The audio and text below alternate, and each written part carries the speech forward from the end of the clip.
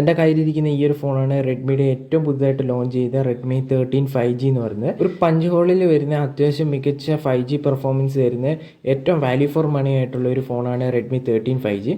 6.7 inch വരുന്ന ഒരു display ആണ് ഇതിൽ വന്നിരിക്കുന്നത്. ഫുൾ HD+ റെസൊല്യൂഷനുള്ള 120 Hz സപ്പോർട്ട് ചെയ്യുന്ന IPS LCD ഡിസ്പ്ലേ ആണ് കിട്ടുന്നത്. ഈ ഒരു റേറ്റിൽ എന്തായാലും IPS LCD തന്നെ വളരെ ഇതാണ്. അതുപോലെ ഫുൾ HD+ റെസൊല്യൂഷൻ കിട്ടുന്നുണ്ടെന്നുള്ളത് വളരെ നല്ലതാണ്. 120 Hz റിഫ്രഷ് റേറ്റും വരുന്നുണ്ട്. ക്രിസ്റ്റൽ ഗ്ലാസ് ഡിസൈൻ ആണ് ഇതിൻ്റെ ബാക്ക് സൈഡിൽ വന്നിരിക്കുന്നത്.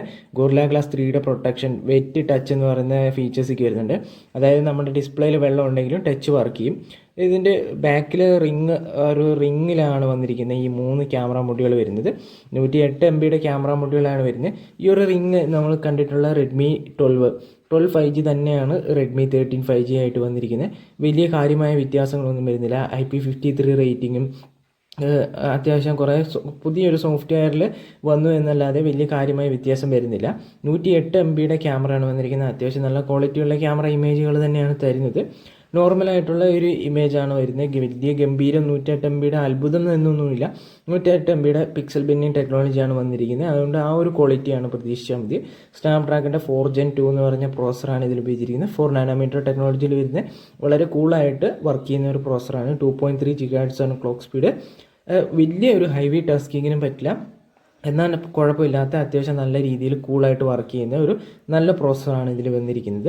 33 വാട്ടിൻ്റെ ഫാസ്റ്റ് ചാർജറും 5030 mAh ബാറ്ററി കപ്പാസിറ്റിയാണ് വരുന്നത്. IR blaster, 3.5 mm audio jack, side finger പ്രിൻ്റൊക്കെയാണ് വരുന്നത്. ഇതിൻ്റെ ഒരു ബാക്കിലെ ഒരു ഡിസൈൻ കണ്ടില്ല, ആ കണ്ണ് ഐഫോണിൻ്റെ ആ ഒരു മോഡലിൻ്റെ ഒരു ഡിസൈനാണ് വന്നിരിക്കുന്നത്. ഒരു റിങ് ഷേപ്പിലുള്ള ഡിസൈന്, അത്യാവശ്യം നല്ല ഒരു കയ്യിൽ പിടിക്കാൻ നല്ല ബൾക്കി ആയിട്ടുള്ള എന്നാൽ ലൈറ്റ് വെയിറ്റ് ആയിട്ടുള്ള നല്ല ഒരു സ്മൂത്ത് ആയിട്ടുള്ള ഒരു ഫോൺ തന്നെയാണ്.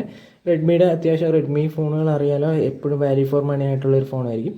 സെയിം അവസ്ഥയിൽ തന്നെയാണ് ഇത് ഇറങ്ങിയിരിക്കുന്നത്. ടച്ചൊന്നും യാതൊരു ഇഷ്യൂ ഇല്ല. വളരെ കൂളായിട്ട് വർക്ക് ചെയ്യുന്ന നല്ലൊരു കൂൾ ഫോണാണ്. ഒരു 14,000 രൂപ റേഞ്ചിൽ എടുക്കാൻ പറ്റുന്ന വളരെ നല്ലൊരു ഫോൺ തന്നെയാണ്.